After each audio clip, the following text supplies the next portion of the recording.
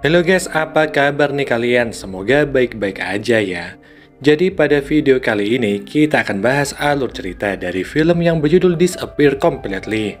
Nah, film ini akan berkisah tentang seorang pria yang mendapat teror santet setelah dia memfoto mayat dari seorang anggota DPR. So, seperti apakah kisahnya? Kita langsung aja ke isi cerita film selengkapnya.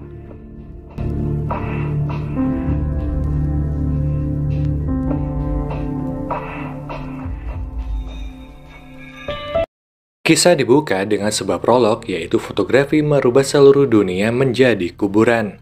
Tanpa disadari, fotografer adalah seorang malaikat maut.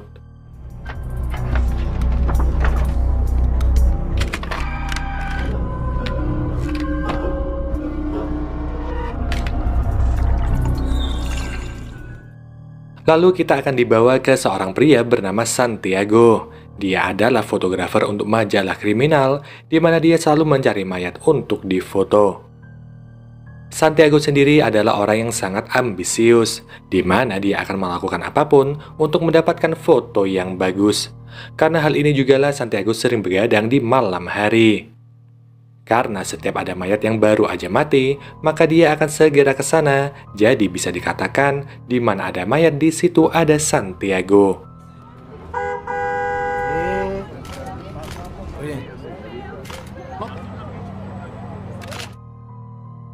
Gak lama kemudian Santiago mendapat kabar jika ada mayat baru yang tewas karena kecelakaan. Tentu aja Santiago langsung ke sana, dan saat udah sampai, dia pun langsung menerobos untuk mengambil foto. Santiago sempat dilarang masuk karena polisi sedang melakukan olah TKP. Tapi setelah dikasih uang pelicin, akhirnya Santiago dibolehkan masuk.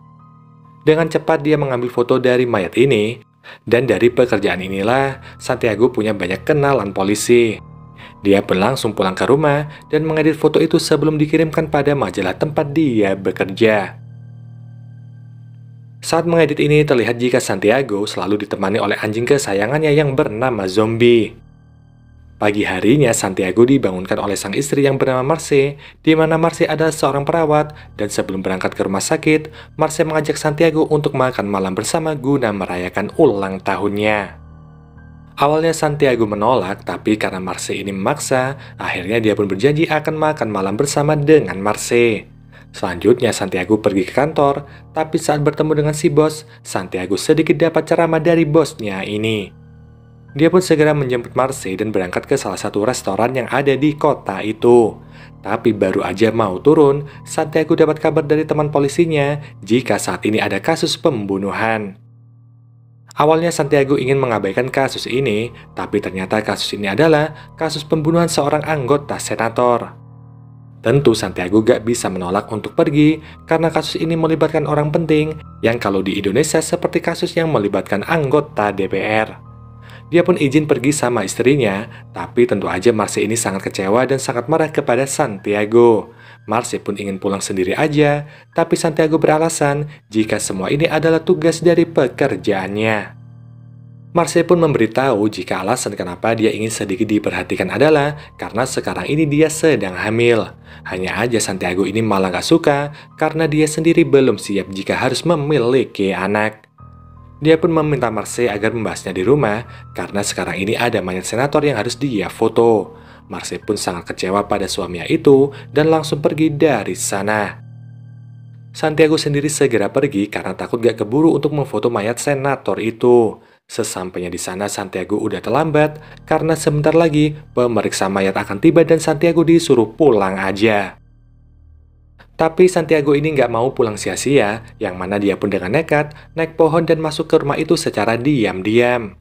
Dia pun mulai memfoto mayat itu, tapi nggak lama setelahnya ada petugas yang datang untuk menghentikannya. Lagi-lagi dengan sedikit uang pelicin, Santiago pun diperbolehkan untuk memfoto mayat itu. Si polisi berkata jika mayat senator ini udah ditemukan dalam keadaan seperti itu. Jadi nggak ada yang tahu kenapa senator ini bisa seperti ini, karena semua pembantu dan pegawai di sini udah dipecat. Jadi senator emang udah tinggal sendirian aja di rumah ini. Di tengah kesibukannya memfoto mayat senator, Santiago merasa ada sesuatu yang bergerak di depannya.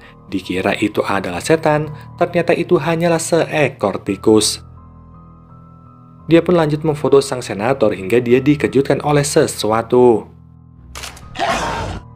Ternyata senator masih hidup, di mana dia langsung dibawa ke rumah sakit sedangkan Santiago disuruh pulang sama para petugas. Saat dia sedang berjalan menuju mobilnya, terlihat jika lampu di jalan itu tiba-tiba berkedip. Tapi anehnya hanya lampu di dekat Santiago yang mengalami keanehan seperti itu. Yang awalnya Santiago ini nggak peduli, tapi tiba-tiba seperti ada seseorang yang memukul Santiago dan dia pun sempat pingsan. Saat terbangun semua barang-barangnya udah hilang, tapi dia nggak masalah karena Santiago ini udah menyimpan memory card di sakunya jika hal seperti ini akan terjadi. Setibanya di rumah, Santiago mengedit foto hasil kerjanya seperti biasa. Tapi nggak kayak hari-hari sebelumnya, zombie tampak selalu menggonggong dan hal ini membuat Santiago mengusirnya. Setelah itu Santiago ke kamar dan bicara pada Marce jika sebaiknya dia menggugurkan kandungannya.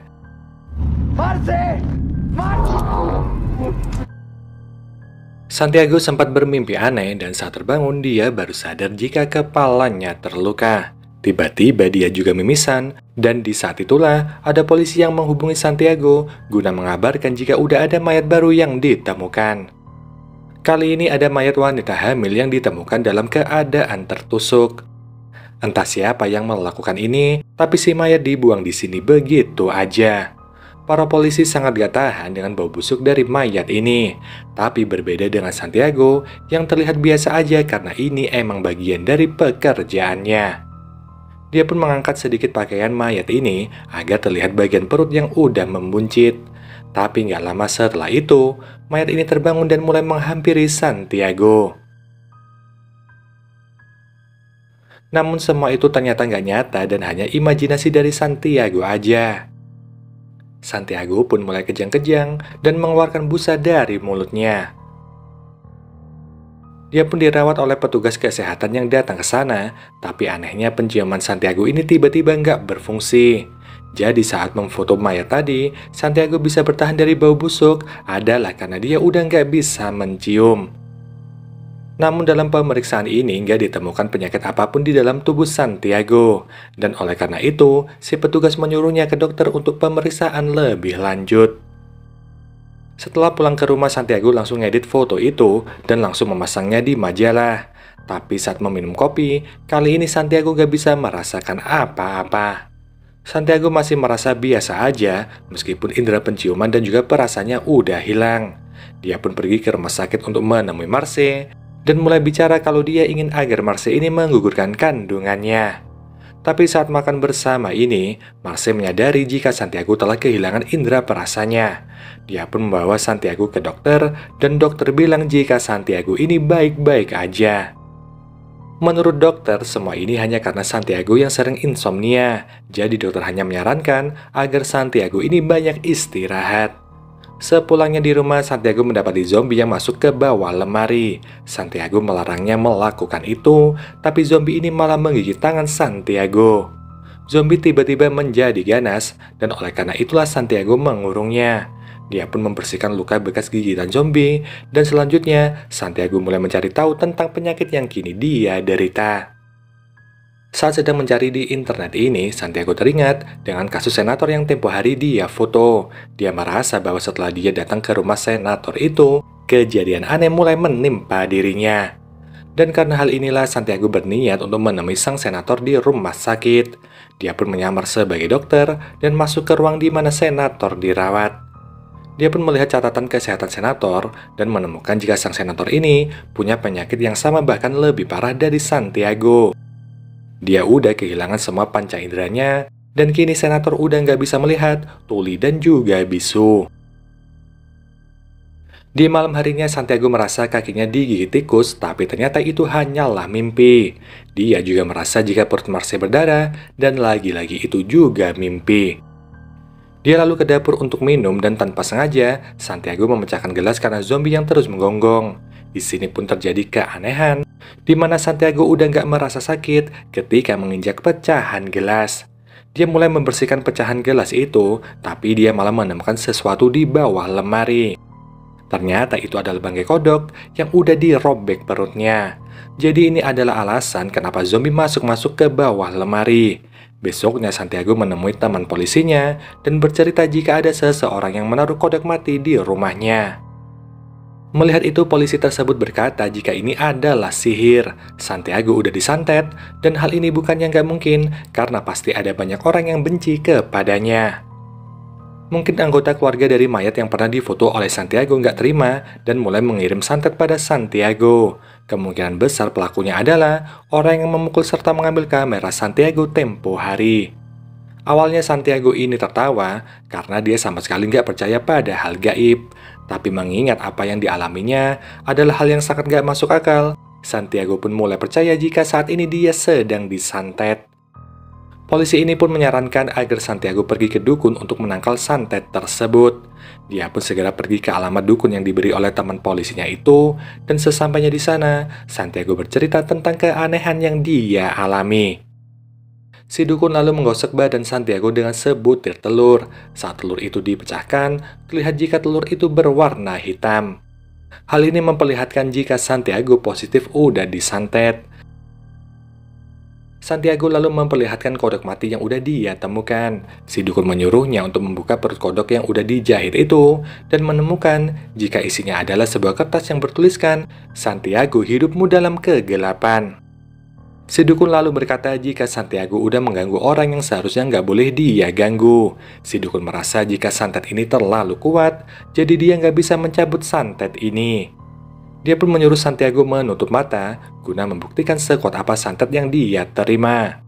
Saat membuka mata, ternyata si dukun ini udah menempelkan rokok yang menyala pada Santiago, di mana Santiago nggak merasakan apa-apa. Santiago hanya punya waktu 2 hari lagi untuk hidup, dan karena mendengar itu, Santiago berkata jika dia akan melakukan apapun untuk sembuh, nggak peduli berapapun biayanya. Dan karena dukun ini nggak mampu mengobati Santiago, si dukun akan membawa Santiago ke dukun yang lebih sakti, yaitu dukun Momo. Dukun ini lalu memberi Santiago secari kertas yang di sana tertulis hal apa aja yang dibutuhkan untuk melakukan ritual pengobatan. Dan karena santet ini mengincar nyawa Santiago, dia diharuskan membawa tumbal sebagai gantinya. Dengan segera Santiago menjual semua kamera mahalnya dan menemui si dukun di pinggiran sungai untuk berangkat ke tempat dukun Momo. Tempat itu hanya bisa dicapai menggunakan perahu, dan setelah sampai, dengan segera ritual pun dilakukan. Di sana ada si dukun bersama pembantunya, dukun Momo dengan pembantunya, dan yang pasti juga ada Santiago. Santiago sendiri udah membawa zombie yang kini akan dijadikan tumbal agar penyakitnya bisa sembuh.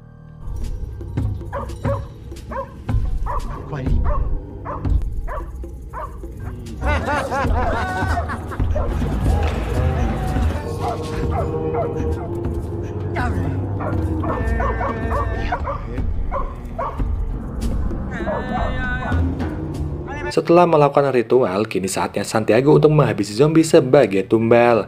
Di sini Santiago menangis karena dia harus menghabisi anjing kesayangannya itu.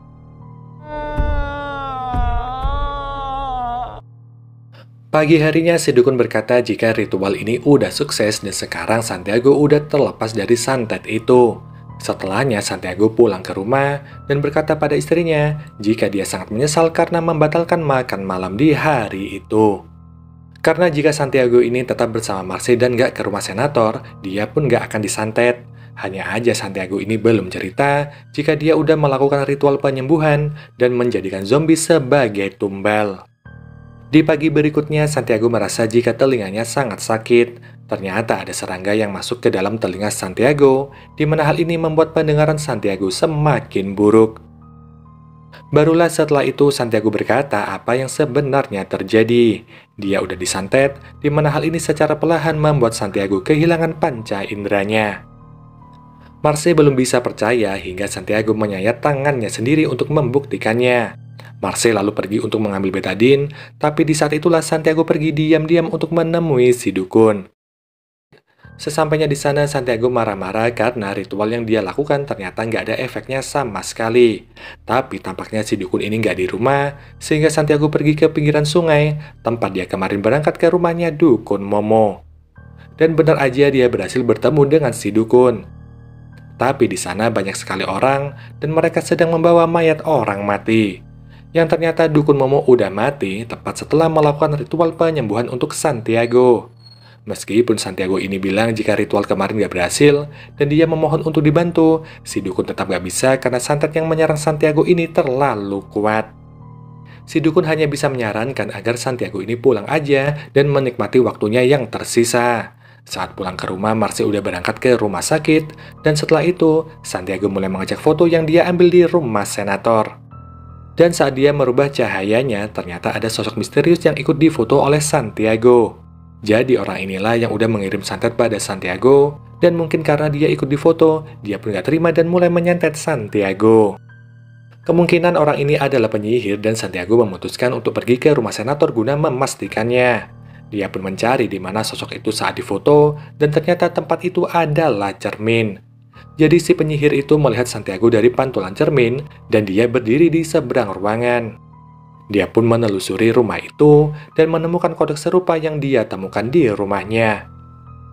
Artinya senator ini juga udah disantet, dan karena itulah penyakit yang diderita sama senator persis seperti apa yang diderita oleh Santiago. Dia pun menemui teman polisinya dan minta tolong kira-kira siapa penyihir yang udah dia foto.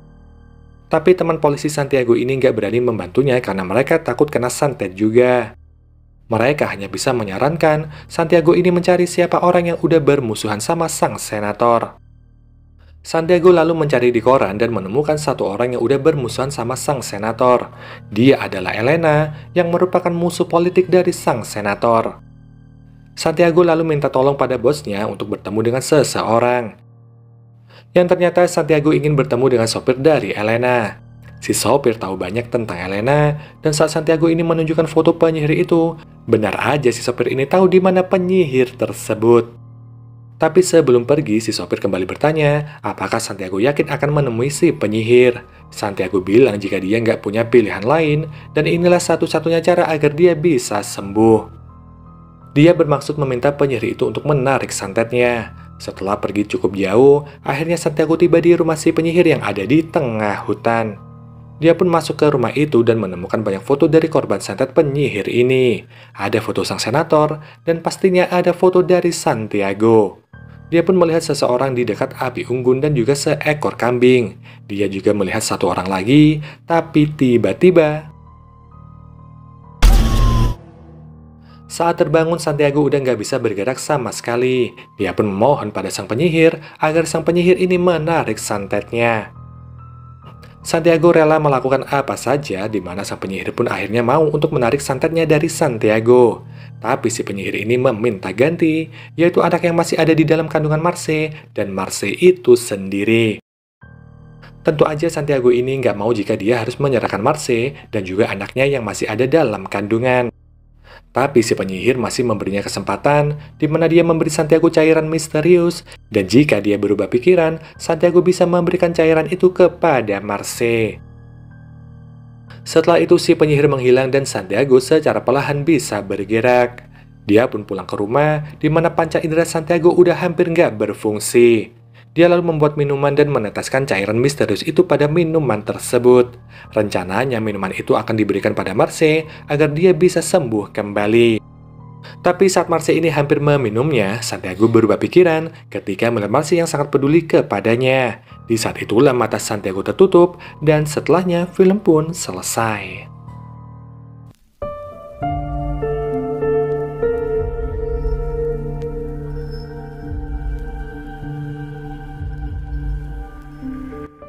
Pada akhirnya Santiago lebih memilih untuk mati daripada harus mengorbankan Marcy dan juga anak yang ada di dalam kandungannya. Dan mungkin gini aja ya guys pembahasan film kali ini. Kita jumpa lagi di video selanjutnya. Wassalamualaikum warahmatullahi wabarakatuh. Bye-bye.